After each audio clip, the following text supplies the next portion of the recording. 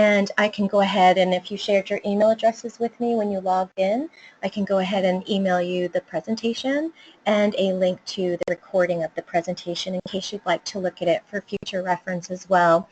And so I welcome you to our webinar. This is a third series on particularly water management for how do we look at project management to resolve some of our input, our throughput, and our output as we utilize water throughout our manufacturing facilities, or how we obtain water from the natural system, and what are those sources of water that we all entail. So most of our callers today are actually from the California region, and so that kind of makes it easier. Sometimes we have callers from all over the United States and the world. So, so welcome to our project management series, and if you wouldn't mind following us on some of our social media, whatever platforms are the most convenient for yourself.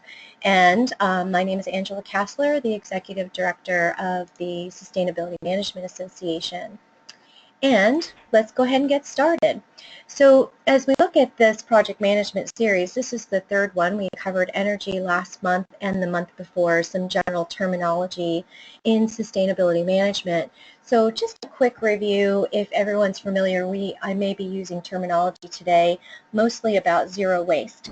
And in sustainability, that's just a terminology that covers being very efficient with every process that you may have and being able to be effective in reaching those goals.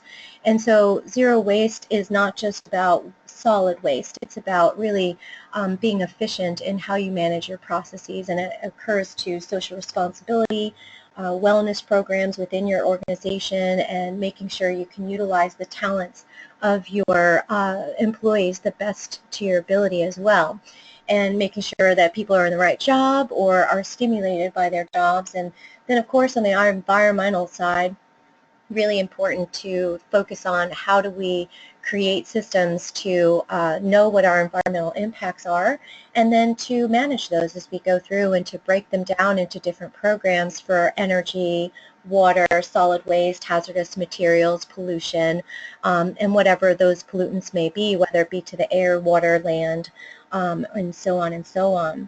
And then as we look at efficiencies for zero waste, just to really think about how are we able to spend our money well in our capital investments into our program management, and then being able to really be an organization that can offer green products, services, and make a profit from them as well. So really interesting, the word zero waste, it really encompasses a lot of what we do as managers.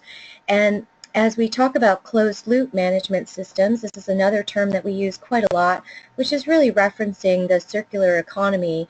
Effectively utilize all of our partners that may be able to integrate into a shared solution where we're finding ways that we can achieve different efficiencies or solutions to problems that exist by working together and doing that. And one organization's waste may be another organization's raw materials, and to be able to identify those key partners within a system to be able to integrate them all and have everybody working towards a shared solution. And so in particular, Ayushi, this is probably a closed loop management system, is to really look at how to gain your partnerships throughout your community and get some buy-in as to what the resources are of all the entities that are involved and get the key players to the table. And so as we talk about today's webinar, we'll be talking about terminology used in water management. We'll be going through how to conduct a water audit, and we'll be thinking about ways to reduce water as we talk about input, throughput, and output as processes. And then we'll be looking at some ways that we could show you how to start looking at your capital investment into program management and calculating your cost-benefit analysis. So you may see on the webinar, those of you who are on your computer, CBA I'm using as cost-benefit analysis. And then selecting goals and allocating the budgets towards those, and then how do we track and measure the results and communicate that outcome to our stakeholders, whether they be stakeholders that are internal, such as our employees, management team, board of directors, stockholders, and also how do we communicate this to the general public and those that have a vested interest in the projects that we're running. and then to go back to the drawing board and really identify ways that we can continuously improve the original set of target goals or outcomes that we had set up from the very first part. So that's pretty much the gist of what we'll cover today, and I invite you to type into the chat box any questions that you may have throughout, and any time that you would like to jump in and ask a question, please feel free to do so, because this is a very small group today and we can really tailor it to what your needs are. And I may not be an expert in those needs, but definitely thinking about how can we be able to help each other share solutions as well. This slide is really about, of course, this webinar is about water, but as we talk about water, it also has a carbon footprint as far as getting the water to your facility. How is that generated and what kind of energy pushes that pump through? And so if you know in your particular region how energy is created and what that energy mix is, these are some of the factors that we also want to look at as we think about water management. We also need to think about energy management as well, because those two go hand in hand as far as delivering the water to our facilities. And when we talk about, let me just, not sure, excuse me one second, just make sure I have the right PowerPoint up here.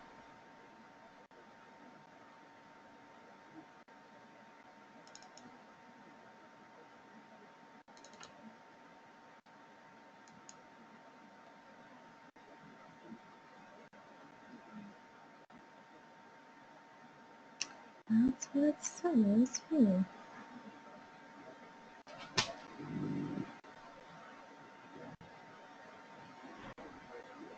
Okay, so forgive me here. Let's go ahead and start with this slide. So if you can all imagine, maybe grab a pen and paper and think about how are we utilizing the water within our facility, and then to be able to think about what are our sources, how do we actually use water. And let's see, I'm sorry.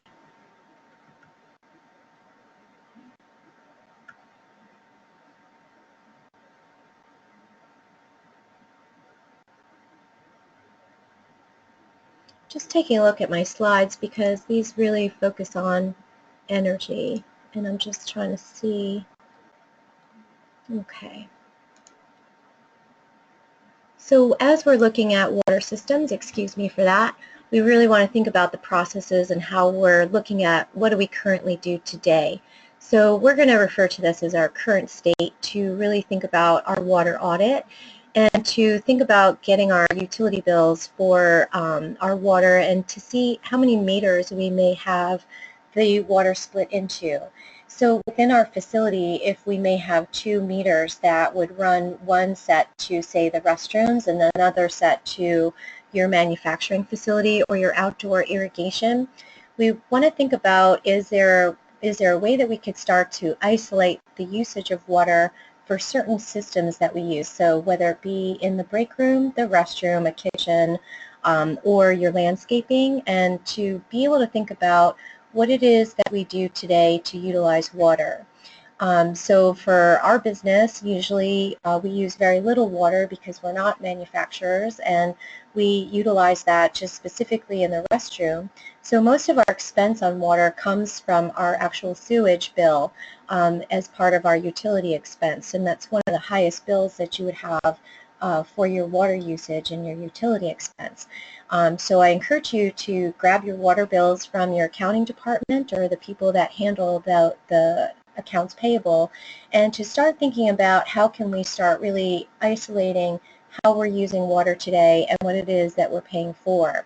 And then really to reimagine how we can look at the future state of what it is that we're doing and looking at alternatives to saying how could we optimize the usage of a very precious resource that we have.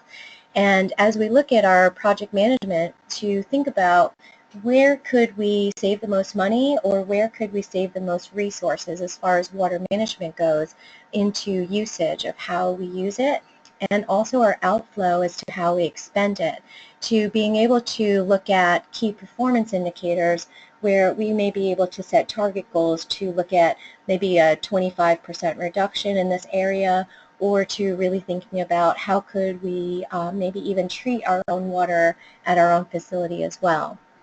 So as we look at the initial projects that we would have, we want to start thinking about who are the people that are going to be our project managers within those facilities. So if we're choosing a department in our manufacturing line, we may be able to think about projects that that person is very much an expert in, and to really listen to that person's ideas as to what could be more efficient and how could it be improved. If we're looking at community partnerships, to really design ways that we can bring the water into our communities, and as a community to manage it very well and have a stakeholder group that would be willing to really look and measure what it is that we use today, and then to give some education as to how they could reduce usage and also outflow, so inflow and outflow as well. And to really set up a system from the very beginning about how will we track and measure the progress of those, and then report those outcomes as well. And then as we move in our timelines in our project management, to go ahead and implement the next projects that are coming up. So one thing that we want to do is really look at our environmental management and think about water management definitely encompasses energy. And oftentimes it may have a solid waste component as well, as we talk about sewage. And also it could have a component into pollution, as far as maybe our facility may have our own wastewater treatment plant, or that's a goal that we would like to really look forward to in the future, especially as we look at community economics and things of that nature. And then to think about how do we create short, medium, and long-term goal projects for that, and to being able to set that up as far as what we may be able to design in the future. So a term that we're using in sustainability is called life cycle costing. And this is to really take your utility bill and look at how do we use water right now, and to look at some of the alternatives to reduce usage, and to look at some of the alternatives that we have. So do all of you have a good idea as to how you use water today? And you can either chime in vocally or you can type into the chat box. But do you have a good idea of how you use water today within your facility? Somewhat.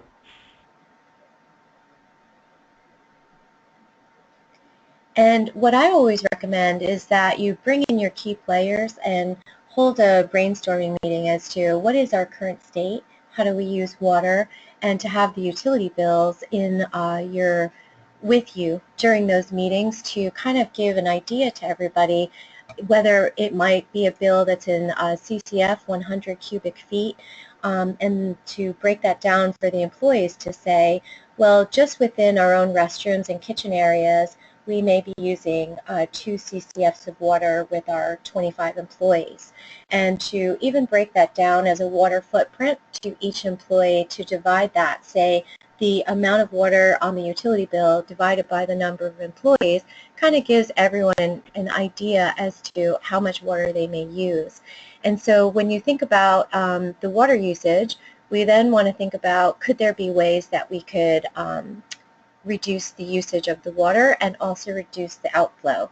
And so again, this slide is just a good overview for the project management, to start from the very beginning to look at the current state, reimagine the future state, and then develop goals around those for key performance indicators that would give employees an idea of what they could shoot for, and then to communicate with them as they reach those goals and exceed them as well. And it's really important to celebrate that as everyone's participating, and it encourages others to see we can make a difference, the small things that we can do, and it will be a huge motivator within your workforce as well. So let's get started with our water management, and we want to think about water indoors, not only within our toilets and our faucets, but we also want to think about the irrigation. And oftentimes a good place is, to really have two sets of ideas to say, let's look at our water management internally within the facility itself, and also how do we use water outside, if at all. And are there callers on the phone? Do you all use water in irrigation, or are there some people on the call that would not? We use water in irrigation. Okay. Most of our clients use water for irrigation, Angela, and then and less so domestic use. I think everyone uses it domestically, but Okay, thank you. smaller percent. Okay, thank you for sharing that. And these are some pictures of, we do some audits for clients, and basically after the sprinklers are turned off is a really great time, or during the sprinkler usage for irrigation, to look at, are the heads pointed in the right direction to put the water where it's supposed to go, or is water creating a real problem within your facility where you may be actually paying to repair your cement later on, where you may have large pools of water that will eventually soak that, saturate it, and break up your actual cementing and your sidewalks, and then always having to repair those as well. So a lot of water can be wasted inside and outdoors within our facility. And so those are some key things that you could look for right away as soon as the sprinklers are on. Another thing to think about is the timers on sprinklers to make it easy for people to use, and to set them so that you're optimizing your water usage, to do that at a cooler time of the day so you have less evaporation, and to do it at a time of day where you have, in this case, this picture is of a commercial property for residents, and to not have the sprinkler system on when most people are going to work and trying to walk on the sidewalks. And so really thinking about where is the water going, what is the best time of usage, and could it be in the morning, early morning, or could it be late in the evening?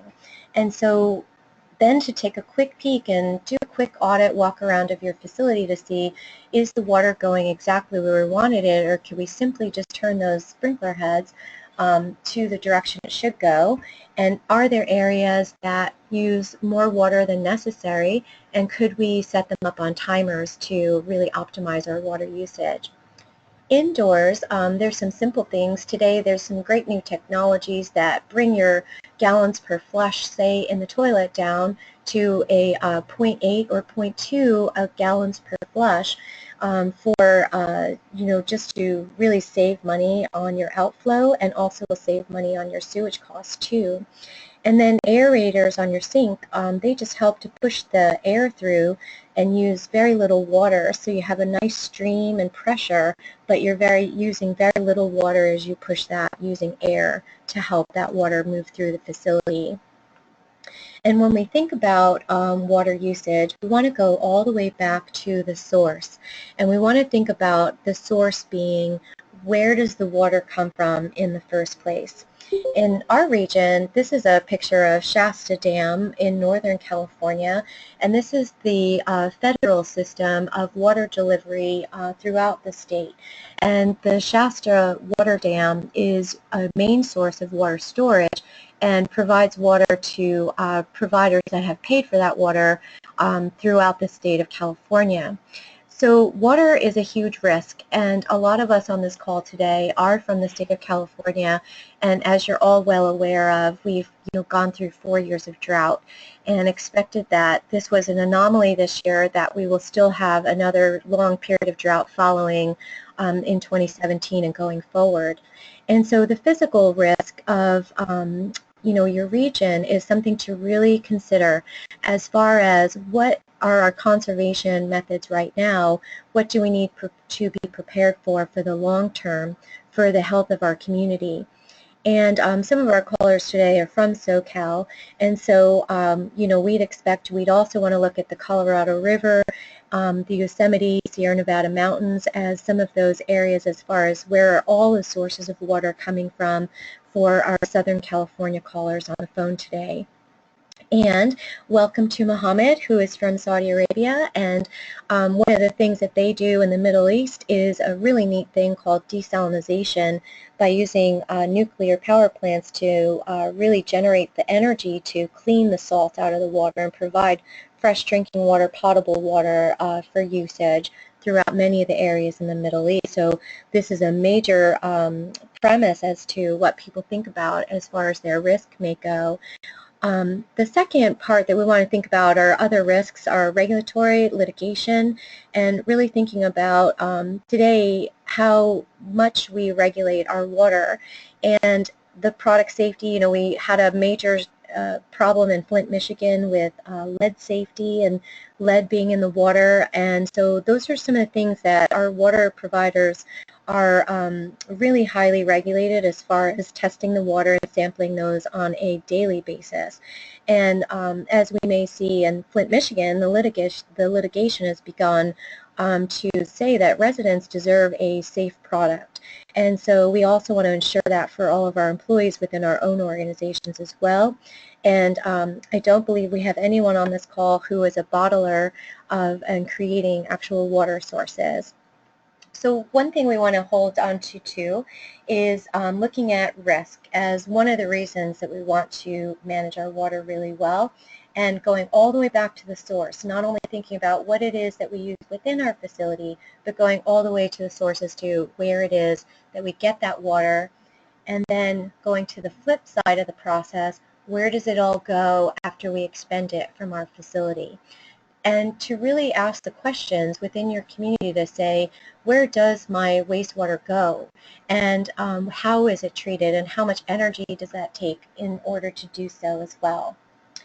So there's a really wonderful organization called Carbon Disclosure. And they also assess risk as far as water goes, from deteriorating water quality as far as, is your water safe to drink? And can we protect that as a resource, as we have above ground water and underground water as our two sources for obtaining water? And then natural disasters, you know, these happen all over the world, and how can we plan for those? And how can we make sure that it won't contaminate our water systems as we go through natural disasters that happen? And then can we look at the regulatory requirements that are upcoming in your region? And of course, these are very much regional as we talk about future regulatory requirements as well. And then as we think about water limitations, especially as we in California are very well aware of, that we have water limitations on our municipalities because of the drought. And last year we did a very good job in doing so. For those of you on the call that are from California, this is just a little picture of how the water is distributed through our aqueduct system, that the delivery from the Colorado River and the delivery from Shasta Dam to go through the Delta in the Central Valley all the way down to Southern California. And it's a massive system that is very highly controlled and also very politically charged as well. And so there's two things going on as we think about risk, is those in Northern California have a lot of risk to make sure that we protect the quality of that water for our for the rest of our state as well. And then how, as a state, we decide what are the important things that we want to use that water for, especially when it comes to agriculture and also tourism, and it hits many, many industries, not only for the health of all species in your region, and our humans being a species is part of that too. Okay, so if we start looking at how do we start doing an audit, and I personally like to use the word assessment because it's not really an audit. We're not going and checking our water footprint. We're actually assessing how it is that we use water and what is our footprint. And so a footprint is basically how much water do we use, and in what sources do we obtain that water from, and is there any impact that we have on our natural ecosystem personally as a business and personally as a human, right? Maybe within my own home and also within the business that we're running. And what are the future concerns of the natural ecosystem and supply in which we live? And these are, again, very regional. Does anyone want to share with each other how many resources you may have that and what some of the issues are in your particular region?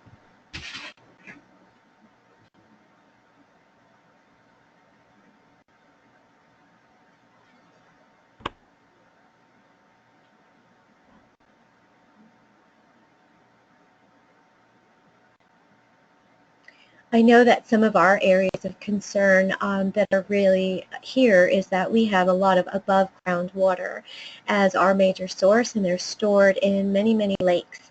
And so protecting the quality of the water is super important in my particular region where we live. And I just heard about 3 weeks ago that part of the aqueduct in the California water delivery system needed to be repaired. And so that is very scary for a lot of people that have to worry about that. And Ayushi, thank you so much for sharing. In LA, a lot of focus on stormwater and groundwater. And so there's two things when it comes to stormwater is every pollutant that's dumped into the air is usually absorbed by the ground. And all of that rain runoff goes right into the stormwater. And so we're very worried about stormwater as well, because any contaminants that are in the street from residue of oils or things will go straight into our Sacramento River from our stormwater after it's being treated. And so we do treat it first, but then it is discharged into the Sacramento River, which eventually gets discharged into the San Francisco Bay Area in our particular region. And groundwater as a concern as we think about everything that we have put into the earth, from fertilizers, chemicals, herbicides, pesticides, whatever it might be, eventually those are reaching our groundwater sources and the aquifers too. So for some of our international callers on the phone today, our aquifers are basically large bodies of water under the ground that are able to store our water, and we can deliver it and pump it out for our usage as well. So just to make sure I'm covering some of our terms. So thank you so much for sharing that.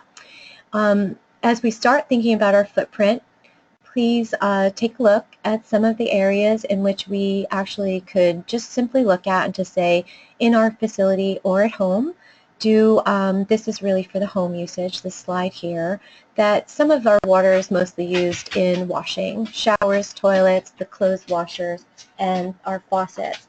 And so surprisingly, if we look at our leaks, this is an area in which we could pay special attention to and actually save a lot of water just by taking a look and periodically checking that the water that we're using is being used wisely. And within our businesses, let's take a look at our operations in our consumption by each employee, as far as each employee's water footprint, and then our water footprint as a business.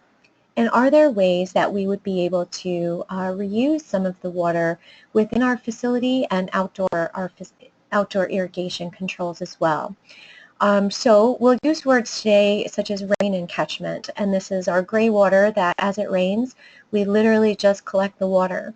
And being able to utilize the natural system to be able to use that water in some of our systems. When I lived in Belgium in Europe, we were able to collect groundwater, and we had two 10,000-gallon storage tanks underground, and that was actually integrated into the restrooms, and we were able to use that water for flushing, for all of the irrigation on the landscape, and to be able to reuse a lot of that water and then let it go back into the groundwater after use as well. So today we're going to talk about some neat things such as swales. We're going to talk about some collection systems that are easy, and we want to focus again all of our policies in the workplace on usage, reuse of any water that's possible, and then discharge. How can we improve the quality of the water that we're discharging into the city system that needs to be cleaned, or are we actually treating our own wastewater as well? And then to actually assess what are some of our outflows. Could they have toxins or chemicals in them that would need to go to our city's wastewater treatment plant, and could we do some better jobs in being able to mitigate some of those? So as we think about policies, 3 things to remember: input, throughput, and also our output. Okay? And as we talk about solutions, what can we do about our footprint? One of the things that we can do is to create porous landscaping. Right now, many of our callers are from cities where we have encased it with just cement or rock or something of this nature, and we don't really allow the water to soak into the ground, and we force the water into stormwater, into wastewater treatment, and so on and so on. And so really smart ways that you can try to manage your groundwater to recharge your aquifers or to feed your own landscaping with just rainwater is to really think about collection systems. And one of those is a swale. I'm just going to go ahead and see if I have a picture for you. So this is an example of a swale, is that you can create areas that look just like green grass or areas, but the porous landscaping underneath here is rock, bark, sand, that it allows the water to be collected very quickly but releases it very slowly into the groundwater. And you know, swales can look very natural depending on what you plant next to it. A lot of businesses like to really line it with trees so that as they're growing their trees, they have a natural system for the roots to always have a source of water. And we direct the water into the swales from areas, say the cement parking lot right next door, to have it have a grade where the water can flow into the swale, and then it's collected and doesn't outflow into this parking lot, creating a little bit of a flood. And so in areas where you may have floods, where water does collect off the side of your building or is maybe even ruining the outside of your building, this is a great place just to literally dig maybe even 2 feet into the ground and then pour some sand in there, some rocks and things of that nature to allow it to store that water and then slowly release it into the ground. And that will help you to protect the siding, your fencing, and all of the investment you've made into your landscapes. This is an example of what is called a berm, and basically it is to move the water in areas that you don't want it. As your gutter systems maybe are just overflowing and have too much strain on them as maybe a heavy downpour, you may be able to create a berm where it just directs the water to where you want it to go and away from your building to protect it from water damage or mold or mildew or things of that nature, to break up your cement, even your sidewalks. So those are really helpful and super easy to actually put in that are very low cost as well. Any questions about those? Okay, and then here's a smart water system. This is basically a satellite control that really works with the weather system. And as you use technology and software today, it just generates, okay, today at 3 o'clock it's going to rain. So it would ensure it does not turn on your timer that day because it's already raining. There's no need to run your sprinkler system. There's also ones that you can put directly into the ground that sense the soil and the saturation of the soil, and will turn off any sprinkler system once there's enough water going into the ground. It would automatically sense that and go ahead and turn off the sprinklers. Is everyone familiar with a drip system? Yes. Okay. Great. And so as we talk about that, you know, this is a pretty big expense to actually install it, but over time the return on investment is pretty good, you know, three years or so, and depending on, you know, what it is your situation may be. But today almost all of your municipalities and water companies have rebates and programs for to help people learn about sprinkler heads. And today's technology is really good as far as being able to really focus it on the areas that you want your water to go. And then simply just planting indigenous plants to your region. This is really a smart way to go too, just to manage the water long term and to still have a beautiful landscaping. I like to reuse rainwater and in rainwater and catchment, and I think that it's a great way for me to just use the water wisely as well. You can do that in, you know, very fancy rain barrels. This is a system that goes underground in which that the water is collected from the gutter. It's collected into a barrel so that it doesn't ruin your building and your landscaping here. And then it's piped down into the ground so that the water doesn't flood all over next to your building from your gutter system. It is actually recharging back into the groundwater.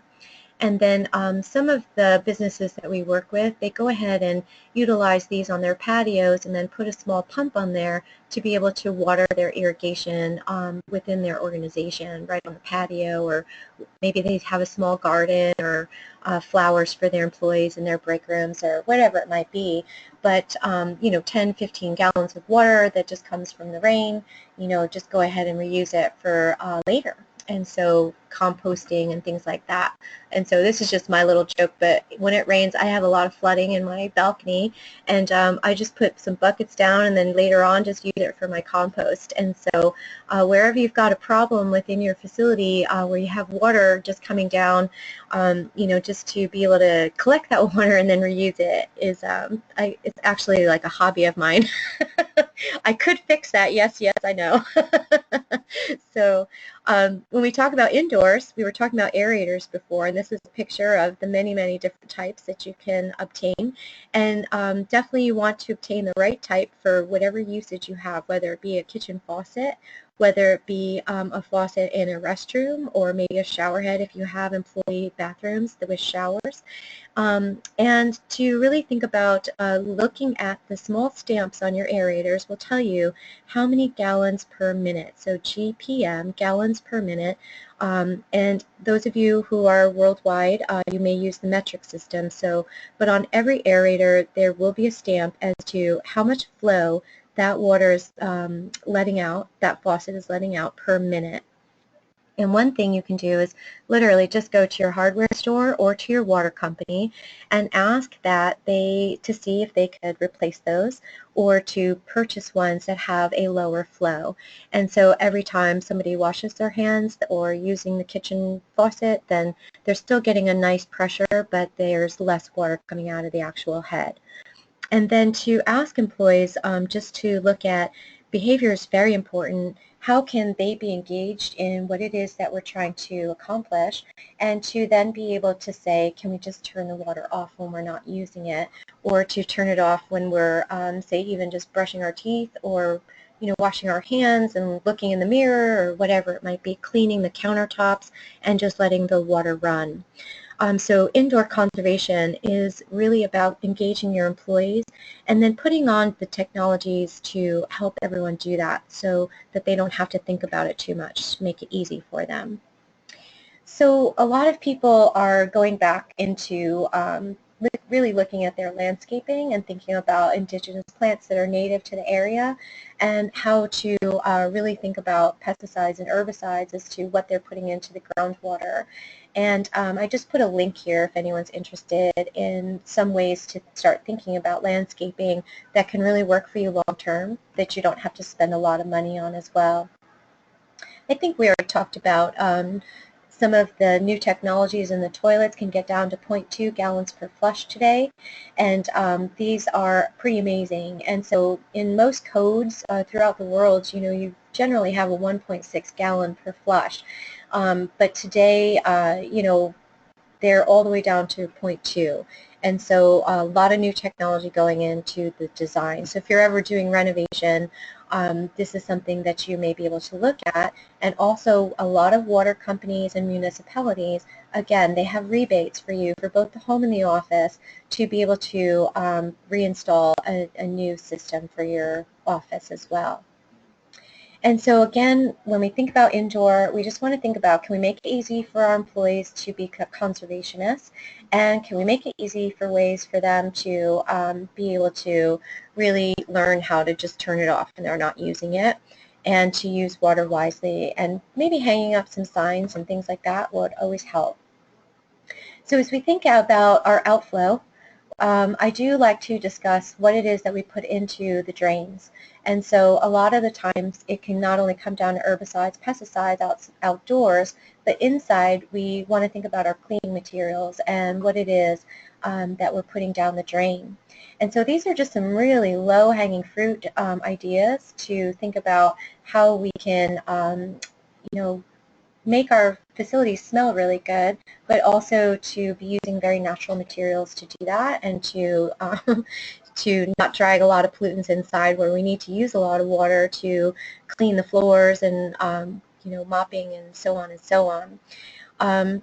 So when we think about the regulations that are going on today, a lot of the manufacturers are highly engaged with our policymakers, especially our manufacturers of detergents, any kind of aerosol spray, furniture polish, you name it. And so across the board today, there's a lot of product development going on that is trying to make cleaning materials that are going to be safer for the water system as we discharge it and make it easier for us to also clean.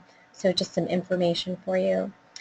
If you haven't heard about Green Seal, this is a nonprofit organization that actually lab tests.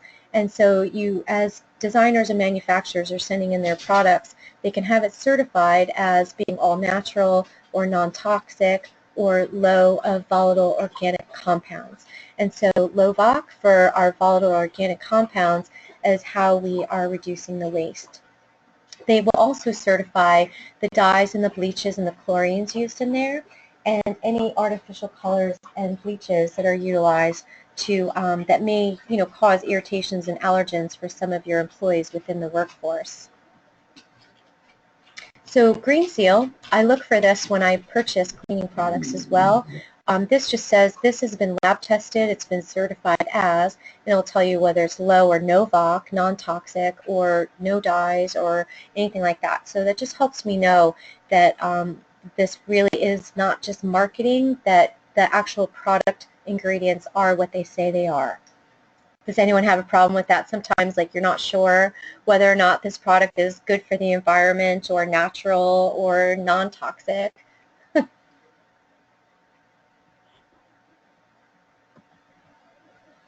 So these are some of my favorites, and especially in our my line of work, we use a lot of Gojo out of Ohio, and very good, really good degreaser, but also a really great way to make sure you don't put a lot of toxins down the drain. And some of the things that you can do to save a lot of money in the workplace is simply just make your own. I mean, vinegar cleans almost everything, and a lot of people just don't like the way it smells. So just adding some lemon juice or something in there for glass cleaning, floors, everything, and it's non-toxic and it doesn't cost practically anything. It's like $1.50 a gallon. And so a lot of people like to use baking soda as a natural scrubber, and to really think about how do we use air fresheners, and are there toxins that we're just spraying into the air to make it smell good, and could we be doing something a little better for our employees and our air quality within our facility as well. Okay, so just to cover some of our low-hanging fruit, any questions before we move on about what we can do? Okay, so as we pick out some of our projects, say we're going to pick out a program for landscaping, a program for restrooms, a program for the kitchen, and in particular some of our manufacturers on the phone, a program for our actual manufacturing line. We could come up with 3 or 4 major programs and then start breaking them down into progress. And then to make sure that we're tracking that progress as we implement these goals, and then really getting our employees excited as to when they met their target goals. And then I really think it's important to document these employee files. Employees are coming up with great ideas and really taking charge and helping each other learn about why it may be important to turn it off, turn off the water, turn off the lights, whatever it might be, and then to put that praise into their documents and their performance appraisals. A lot of organizations also really like to give public recognition or thank you cards or little gift cards or whatever it might be to keep that motivation going and to say thank you for driving the change from the bottom up. And really the intrinsic and extrinsic values work very well together, and to put that into your sustainability reports on your websites as to how you're managing your water in your facility, and that it's really a journey, that nobody expects you to be perfect, but here's what we are doing, and then to put the metrics behind it to say that our employees, once we put on aerators in our kitchen sinks, we were able to save 100,000 gallons of water this year. And so those are really important to your stakeholders as they look at your companies and say, this company is very socially responsible, and it will come back to you and hopefully increasing your profits. So those were some of our short-term, low-hanging fruit, easy to obtain. And as we finish all of those off, of course you all know they get harder and more expensive.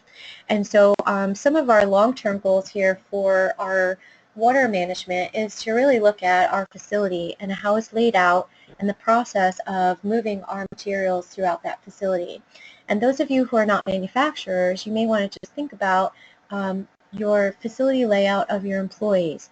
Where are the restrooms and how far away are they from the sewage, and what are we using our water for, and what could we redesign as to being easier that would help us with our input and also our output. And so a lot of the times as we get started in managing conservation efforts, posters really help people, and putting their outcomes on there as they're reducing their water, to put it in gallons, that each employee in here saved, 100 gallons this month, that keeps people really thinking about it and really proud of their progress. And so to get them engaged not only in enacting and implementing the project, but also to get them engaged in continuing that progress and, having fun ways and contests amongst themselves as to how they can beat each other. And, so that really works really well.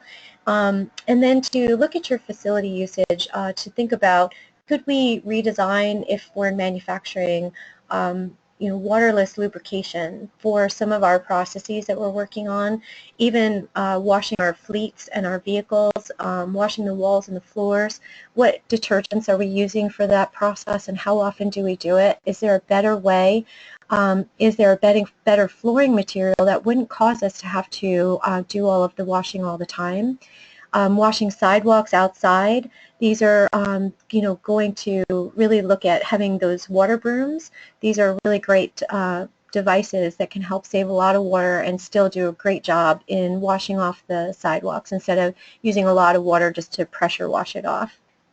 And a lot of people today are starting to use, look at the paints that they're using for their markings for utilities, and so a lot of them have gone to chalk-based paints and things like that, specifically for the discharge, making sure that what we're putting into our wastewater treatment plants are as clean as possible in the first place. So the little things in our medium goals really help to look at how do we look at wastewater and our discharge. Everyone familiar with where your water goes from your facility? Yes. Okay, thank you, John.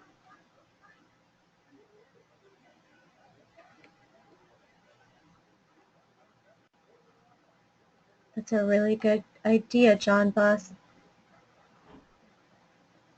Thank you.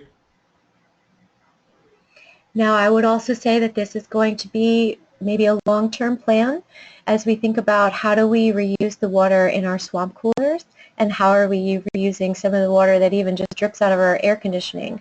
And to those little things, and it is low-hanging fruit to identify it, but probably to actually set up the system could cost you a pretty penny there. So that's why I'm saying that might be a medium-term plan to get the budget approved. Great. Very good. Thank you, everyone, for your feedback there. So working with your municipality, being highly engaged, being a steward and a decision maker within your city, because again, water is about politics as well as policy. And so being engaged with your city is super helpful for you as an organization, so that you have a major stake in how your city is approaching the wastewater treatment within your community. One of your most expensive utility expenses is your sewage bill.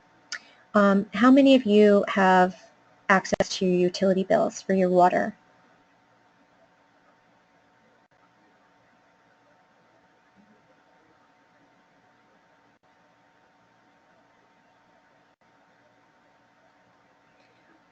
If you don't have access right now, one of the first things you can do is find out who gets our water bill. And then ask to see if you may receive a copy each month, and then to be able to really look at what is the current state, what are we paying for sewage right now, and usually sewage is tied to consumption. So from your water bill, they will charge you per gallon or CCF your sewage bill, irregardless of your outflow of sewage. Okay, so early on in the webinar, we spoke about metering your water as much as possible so that you can isolate certain areas that you utilize water, whether you have a new meter installed for irrigation, a new meter installed for your manufacturing line, a new meter installed for your restrooms and break rooms, and perhaps maybe employee areas that may have a lot of systems in place like showers. And there you can start to tell your water company, well, this meter is where our restroom is, and this should be the only sewage that we're worried about. And that would save you a lot of money on your sewage bill. It is expensive to put in a new meter, usually $4,000 to $5,000, but over time, your sewage, if you look at the cost-benefit analysis, if you're only paying a sewage bill on one meter, because that's where your restrooms are, then you are going to really save yourself, sometimes you can have a 6-month payback period just right there, depending on how many employees you have. And so depending on your system, I encourage you to take a look at those water bills, look at your sewage cost, and to see, is there a way that we could redesign how it is we're being charged for sewage in the first place? Many businesses, of course, have just one meter, and so to work with your water company or municipality to really think about how can we reimagine how water is delivered and then how it is treated, and to say, are there ways that they could work with you to help you manage your water better? And you'll be surprised how helpful your organizations are today, because everyone's very engaged in conservation efforts today. This is a nonprofit that is backed by the U.S. Environmental Protection Agency, and it's called WATERSENSE. And you may have seen this logo on some products or on maybe water brooms or chemical bottled products that are made from water. So these are certification labels that are telling people that this product will either help the consumer save water, or it was made environmentally sound as far as the water to actually produce the product. And for a lot of manufacturers, they participate in this program to have their products actually certified as WaterSense certified. And it means that during the manufacturing process, they have encouraged innovation in manufacturing as water conservation, reuse, reimagine, and it's pretty outstanding to get this certification. Certifications, though, for products, you do pay for those, and so a lot of people like to think about, does this make sense for us to actually have it certified through WaterSense, or could we just put a label on it ourselves that says we responsibly made this product?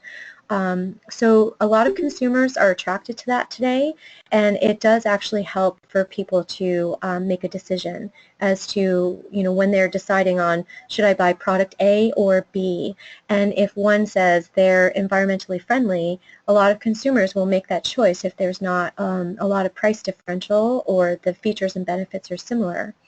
Does that make sense? So for some of our partners on the call, you can also be certified not only for your products, but also your building and how you use water within your building. So if you wanted to have a certification to have another check mark in your belt notch, then this is another certification that you may want to consider. And then I just put some links for you, some of the manufacturers that participate in this program and how to use the labels on your products. If you'd like more information, that's there for you as well. Okay, so now we get down into the nitty-gritty of our call. As each project that we pick out, how would we want to think about the metrics and the cost-benefit analysis? So as we think about water, we're thinking about the information as to how it is billed to you. And in most cases, in your bill, you'll see it as 1 CCF.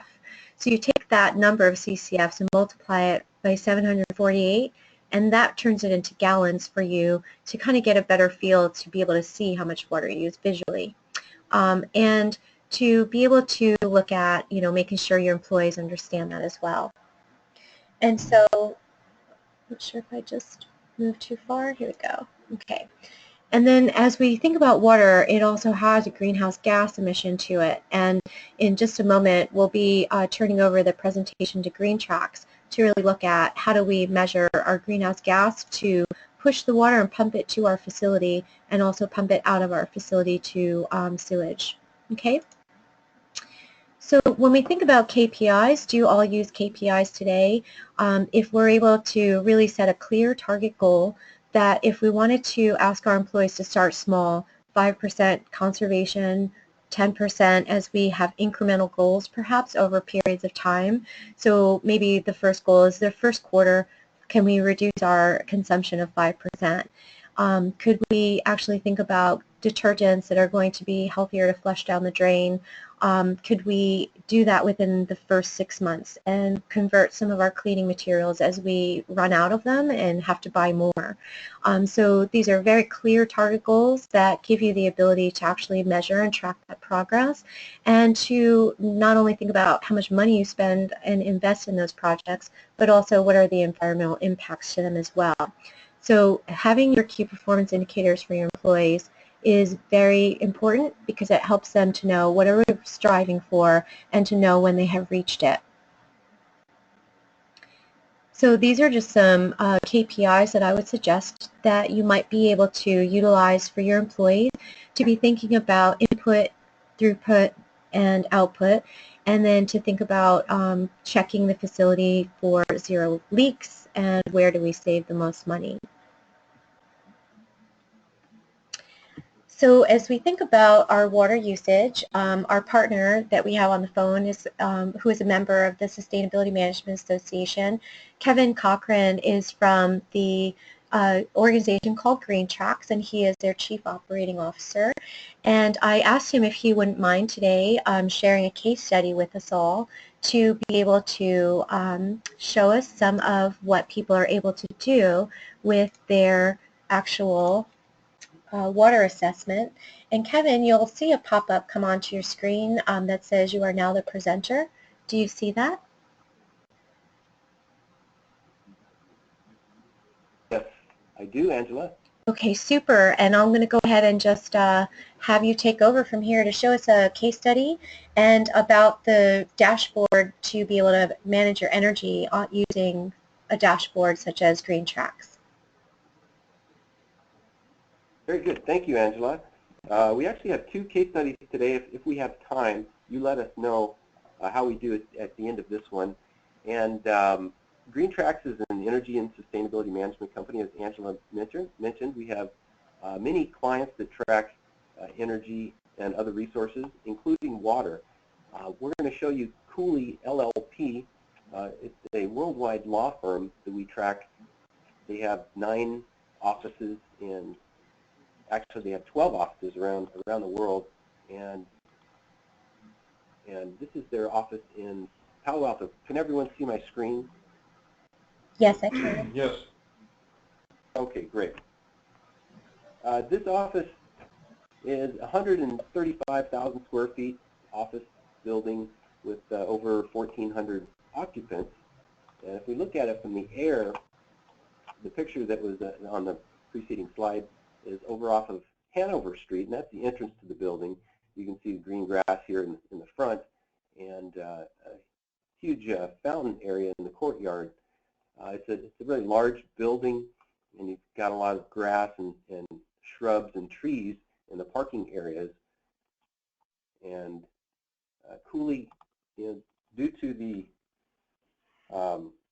ongoing California drought and the desire to use water more efficiently and effectively, they began implementing water conservation efforts to the exterior of their building, and they did so because that represents over 75% of their usage in the property, 20 to 25% domestic usage inside the building. And they really took practical steps that businesses can take. They didn't have a large capital investment project that they did to change their water, but this is what they did. They cut watering times by 30% beginning in 2014, and they replaced plants, as Angela mentioned, that require a lot of water with drought-resistant plants. And they drained and they shut off their fountain, which was the centerpiece of their courtyard. And you can imagine a law firm that is, they have an important professional image they want to keep up. And as the centerpiece of their fountain, it was a pretty big commitment for them to actually turn off their fountain, and symbolic gesture as well as some water savings. And then in 2015, with the continuing drought, they actually stopped watering their lawns around the periphery completely while keeping the entrance area green. And they replaced those side lawns with river rock as much as aesthetically pleasing and as possible. So now what I'm going to do is walk you through what those changes look like within the Green Tracks Energy Manager.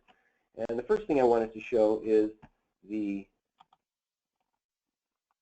cost of water. So $8 a cubic foot back in 2013, but you can see a steady rise in prices from the utility company to $9 100 cubic foot CCF in 2015, up to $11 today. So a 30% increase. So if they kept their water usage the same and didn't have any conservation efforts, they would actually be paying 30% more. Well, in fact, those conservation efforts did have quite an effect. So 3,500 CCF down to 2,700 in 2014, and a little over almost 2,600 in 2015. So about an 800 CCF drop, and then another 900 or so. Now, as far as cost goes, they spent about $28,000 in 2013 and dropped down to $22,500, so a $5,500 reduction in cost, and then another $4,500. So combined in these 2 years, not including 2016, $10,000 cost savings. Now, as I mentioned, the price of the water actually increased over time. So they actually saved more by avoiding additional costs, and we'll talk about that in just a moment, which will be a little bit more accurate in terms of what they avoided. I'm going to just show you a couple other charts just to show you their usage in 2012 and 2013. This water usage is normalized by putting it into the billing data that they received on the utility bills into calendarized data every month, and also taking weather out of the equation. So if you have a really hot summer and you're using more water, it's okay to use more water if it's a really hot summer. If you adjust for that, when we're trying to look at determining how useful the energy efficiency project was. So taking weather out of the equation is a good way to have a look at your decision making without being influenced by changes in the weather. And it's really important when you're looking at air conditioning, for example, with electricity, but water is also important. So if you look at their trend, they're using a lot of water in May, through August, their summer months, over 500 CCF per month. So in 2014, again, they reduced their watering time, so they about a 30% decrease off of their summer watering month. And then in 2015, you can see when they shut their water off around the periphery, and then also the drought-saving plants, etc., helped the decrease there. If you look at it on a cumulative chart, when you add every month together, you can see the differences are pretty stark.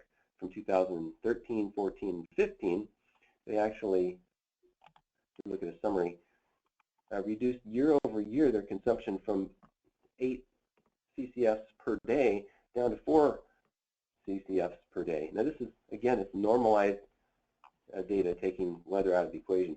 So if you look at the cost they avoided, you can see the use they avoided, over 1,000 CCFs per year, 2013-14. So 2,000 CCF, and their cost avoided $8,500 and another $10,000. So you're looking at about $18,000, $19,000 in cost avoided. So that's a really significant amount of money, and they were able to actually use, and remember the cost savings I said was $10,000 at the beginning, because that's what you're going to see from utility bill to over utility bill. But you really need to look at the cost avoidance, what you would have spent had you not undertaken those energy or water conservation efforts. And so now they have more resources to use, and they've actually done projects. They have a lot of glass around the property, and they're going to put a film screen on the glass to reduce the amount of energy it takes to cool the building in the summertime, and I suppose heat the building in the wintertime, although they don't need much heating in Palo Alto, California. So that is the first case study, and I know we're running a little low on time, so I'm going to turn it back over to Angela, or we can run through the next property if you like. Angela? John and Mohammed, would you like to see another case study, or because that was really short? I have time if You don't mind? Okay, well, thank you. Kevin, if you'd like to show us the second case study that you prepared. GreenTracks is a software, while you're getting that ready, GreenTracks is a software that I use to really track my energy, water, solid waste, and my fleet management for fuel. And so it just helps me see everything in one dashboard, and has really nice reports for cost savings and really planning your capital investment and your programs. So it's all around, super helpful. So thanks. Go ahead, Kevin. Thank you, Angela.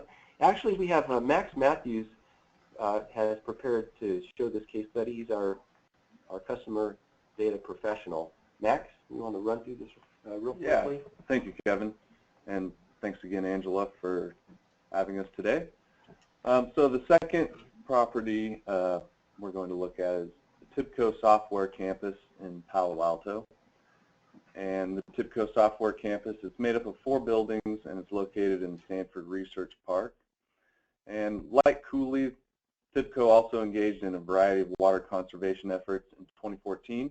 And this particular facility, it included both domestic and irrigation-related improvements.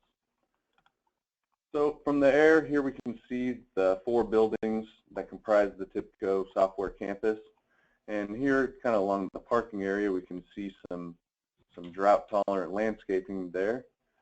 That was one of the many improvements that they installed on their campus.